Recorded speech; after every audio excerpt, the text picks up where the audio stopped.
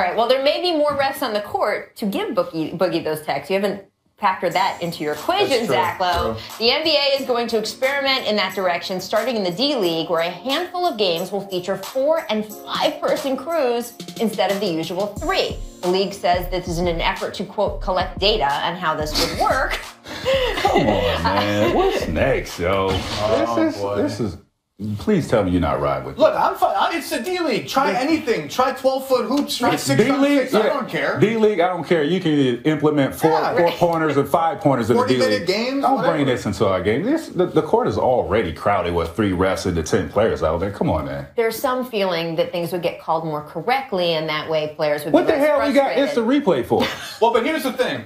I agree with you. I don't know where these guys are going to stand. They're going to have different alignments. It's going to get crowded. But you can't, the instant replay, like all that stuff is next day stuff, like the flopping fines. Oh, next day, the technical that's upgraded to a flagrant 2, whatever, that's next day. They need in-game stuff, in-game penalties, instant penalties. I don't know what the numbers are, whether calls from officials are up or down this year. I will only say that from a feel eye test point, when you watch games, it feels like a lot of games are getting interrupted, that there isn't as much flow as you would like them to be. It is difficult to think of when adding another official is somehow going to improve that.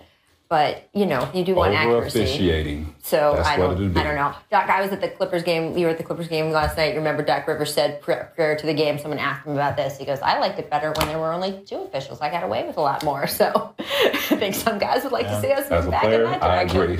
All right. Let's move on to a game that's coming up tonight. Timberwolves Bulls, and you can see that right here on ESPN. It's got juice, baby. This is Coach Tom Thibodeau's return to face the team that fired him. But it's not exactly going to be a triumphant stroll through the doors now, is it? Despite having a roster stacked with young talent, Karl-Anthony Towns, Andrew Wiggins, the Wolves are on a 3-team tie for the worst record in the league at 6-18. And Zach, look, when the beginning they were having trouble at the start of the season, we were all like, hey, it takes time to gel, and they're young. Is there a point where past the quarter mark they are underachieving? We're past it. Tibbs has to take some responsibility? I think they're underachieving, right? But the expectations were wildly out of control. Their 3 top minutes guys are 21 years old. Like, you just don't win in the NBA with teams like this. Their bench stinks. We all knew their bench would stink. I will say, though, I do think it's disappointing. Like, Karl-Anthony Towns has not been any strides on defense. He might have even slid back. Like, he has a coach that's supposed to be an expert in that. Is it the coach's responsibility to connect more? It is the coach's responsibility, because when Tibbs was in Chicago, that was the Bulls' identity. They were a tough defensive team. Now he has the personnel to be that type of team with these guys. The message is just not getting through with them. For whatever reason, something has to change. The message has to change. The philosophy has to change, because it's not getting through to these guys. Brian Windhorst was saying that he's been hearing that now the Wolves are looking for more front court help. Have you been hearing that they're talking about roster adjustments, or that they just have to basically get it together within? I mean, they signed a bunch of front court players. Some of them don't even play. Like, Jordan Hill doesn't play. Cole Aldridge sometimes doesn't play. Like, they have all these big guys. I think they're going to look at point guard. You know what's missing? That's the long-term question. Look at point guard. KG. a true veteran, a voice, not his game. I'm saying a voice to be on the bench, to be in the locker room with these guys. They're all 21, 22 years old. I agree with that. Well, they do say they miss that. That is, sort of gets to the issue with Tibbs, right? We all know he is a great coach. Nobody is saying, oh gosh, they're not doing well with one of the best coaches in the NBA. Wouldn't want to hire one of those. It's more about, look, you're talking about a pretty significant age gap, generation gap, right? With a young team. One of the reasons we thought the Lakers got off to such a good start was because Luke Walton could relate to these guys in a way. I mean, Steve Kerr even thinks young and relates to his guys in sort of a younger way and a new generation kind of coach way. If they had that intermediary in KG, you can see the Tibbs method working if there was sort of a middleman there a little bit more. You need that. You need his voice. You don't need to just hear your coach's voice, because that message might not be getting through to the guys. So whereas a KG can be in there around these guys and they respect his voice more than they will the coach. I mean, it's crazy to say, but it is. Well, to quote Rick Pitino, and by proxy, Amin Elhassan, KG's not walking through that door anytime soon, so we'll see what happens. Jay-Z, little jab at Phil Jackson there. Yeah, that was a little right hook. That was better than a jab. Yeah, that was good. He did have to read it. Do people not write speeches anymore on paper? Like, this is what we do now? Loves the speech. Phone? One thing, though. Jay-Z's my favorite rapper. Yeah. But he goes in the booth and doesn't write anything now. Everything comes off the top of his head. So I was surprised that he used the phone to deliver that speech. Well, they have teleprompters too, or as Zach knows, paper, which is exciting. I don't know, Jay. Whatever, but you know, might have told on yourself. He's the best, and you know, he had a good speech for LeBron, and I like the tweet. I thought that was pretty good. All right, let's turn our attention to the biggest surprise in the NBA: the Memphis Grizzlies. Y'all have heard me talking about them on this show for weeks now. The Grizzlies are 6-1 since losing Mike Conley to a back injury. Marc Gasol just named Western Conference Player of the Week. And let's give it up, new coach David Fizdale. Tremendous job.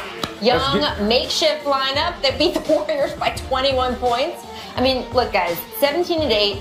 Memphis, they're not winning the title here, but they are 5th place in the West. Zach, how are they winning like this when we're looking at teams we expected to do better, and they're not matching up with this depleted roster? Makeshift lineup is generous. I don't know what, like they do, but this is crazy. They do this every year. They're 13-1 in games that have been within 3 points in the last 3 minutes. That's like so much better than anyone else. It's crazy. And this is like 3 coaches, 5 or 6 years. They win every close game every year. I got to give it up to Fizz because he's, with Mike Conley being out of this lineup, I mean, he's putting guys in a position to excel, and they're playing great basketball. They're a physical team. Yeah. And I got to give a shout out to my fossil cousin. He's still holding on.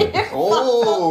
Don't be Vince Carter, people. Every once in a while, he revs it up. Every once in a while. He's looking good this year. That's good. Who, by the way, older than you, still playing. Just you got to come back to that. Vince, you got some big support over here, bro. Right. See, I got to ref for him. He's not here to defend himself. Man. So come on. I do want to talk about your old team, though, Tracy. Orlando. The Magic haven't made the playoffs since 2012. The team holds the 2nd worst record in the league over that span.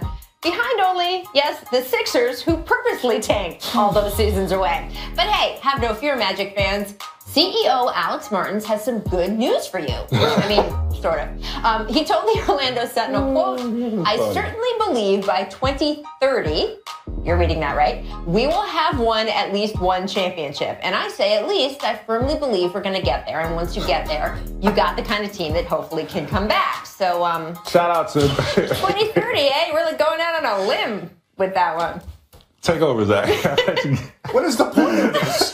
35-year-old Mario Hezonja is going to lead you to the 2030 championship? Like, what is the point of saying this? Any team could say this. Aaron Gordon by 2030 might, you know, develop a jumper. I mean, you know. Wow. I mean, no, I'm just saying. I mean, he's a great dunker. Yes. I need him to shoot the ball. Maybe by 2030, he has a lot of time to improve. Man. Look, man, if I'm a player on this team, I have high hopes that we're going to win a championship in the next. He said at least. He went. Look, they haven't won one. Winning one championship is hard. How about drop the at least? Okay, but we criticize. I'm going to try to play devil's advocate here. We criticize when people talk up their team too much, right? Especially, Golden State. There was like a little criticism for being over ambitious. 20 at least? 5 year span? I mean, I tried. I did everything I could. 20, 30? So we just coming into training camp. I mean, our expectations the next 5 years, we ain't going to be crap.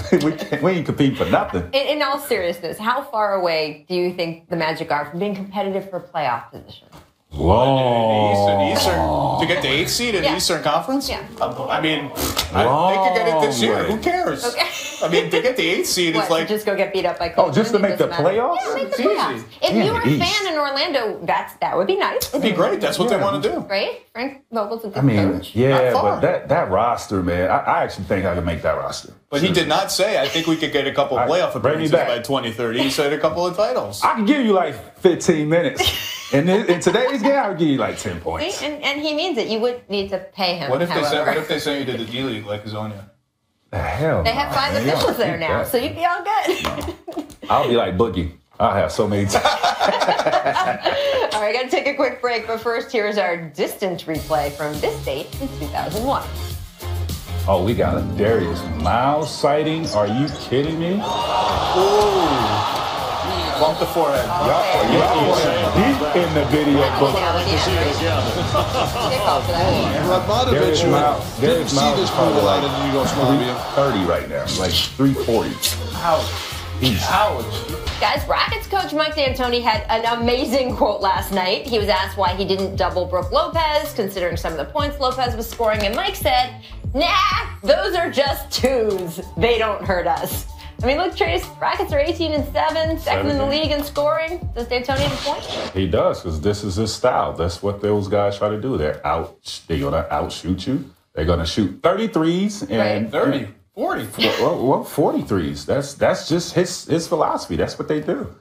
You know, he likes to be simple and funny with the press. But he's actually not really wrong, because I watched the game, these are kind of tough floaters, hook shots in the lane. Like, you'll live with that. They'll trade you over threes. Over doubling a good passer in the post and giving up free. Now, if you guys walking to the rim like DeMarcus Cousins and laying it up, you got to do something. But if it's hooks, you know. Yeah, just don't try that philosophy against Golden State, because it will not work. That's the thing. The math problem works until it doesn't work, right? Yeah, I mean, and the philosophy of, like, go all offense and only kind of worry about the defense works until it doesn't work. They're doing it right now, though. Well, I mean, the regular season, there's a thing to be said for winning the regular season and the games you can win and putting yourselves in at least a good seeding position for the playoffs. And then maybe buckling down with your style. You got to play 28 other teams before you play the Warriors. I mean, you know, there's the Warriors and there's everyone else. You got to figure it out. Cleveland might feel a little bit differently about They are an unbelievable shooting team. They are. All right, that is our buzzer for make or miss. So let's move on to make handles. Speaking of the Rockets, James Harden put this crossover on Trevor Booker last night. Best one-on-one player in the game. Right? I felt sorry for Trevor on that one. That's the toughest cover in the league right now, It really is. I think one-on-one it is, in terms of those herky-jerky kind of moves. Yeah, him and Kyrie the best in the league. Oh, that's a good one, Kyrie. There you go. Miss Tempers. DeAndre Jordan and Evan Turner, they were both ejected after this last night. I'm not sure why. Trace, what do you think? This league has become sharp. So soft. That's what it is. Right? It was like you're ejected for pointing. I mean, there's like a little. Come on, man. Mostly There's just pointing. a lot of pointing going on, and you get ejected for that. They get fined for this. $2,000. They get fined. That's what I was talking about, Adam. Come on. Bad. All right, make bounce. Derek Jones had this left-handed throwdown in the D-League last night. Would you like to see a D-League player in the dunk contest? You know what I would love to see? Yes, but I would love to have a D-League dunk contest, and then a winner out of that gets to dunk make in it yes. to the dunk contest. Absolutely. That would be good. As long as Zach LaVine and Aaron Gordon are in the dunk contest again, I don't care who they He just insulted Aaron Gordon. I didn't insult him. You don't have to shoot jumpers. You don't have to shoot jumpers. You don't have to shoot jumpers in the dunk contest. You can just dunk. Is it insulting if I want somebody to better themselves? I want him to develop a jumper. Well, he should come work with you. He should. I told him on the show. Right. Zach, on television. I'll work with him. Exactly. I want to get to Zach insulting me. The great Candace Parker is in the studio today, and you know, you said you could be on her Snapchat, but not mine. Yeah, she's Candace Parker. She's a champion at multiple levels. Win something and then come back to me. Possibly a fair point. Make resourcefulness. Speaking of the D-League and dunks, oh, wait. Oh. Look at that. Yeah. Tossed an alley-oop to himself off the glass. Hey, I'm just happy I haven't seen influenced this somebody. yet. That's pretty good. That's right? all. I'm just thankful that I influenced somebody, you know. Look at that, Tracy. Yeah. Oh, that old video warms my heart. I influenced him. Boom. Just creativity. That's creativity. Yeah. Off the glass, you're in trouble. Up and under. Oh, that's a good one. Good. Look at that. That's got to be among your favorites, right, Trace? Did he make it? No, I can tell it he really makes wasn't. it now. You got 5 options there. That has to be one of your favorites, though, dunks, though, right? That's pretty good, yeah. All right, we will see you tomorrow. We'll look at old T-Mac dunks. We'll get back. Call me, Aaron. I'm here.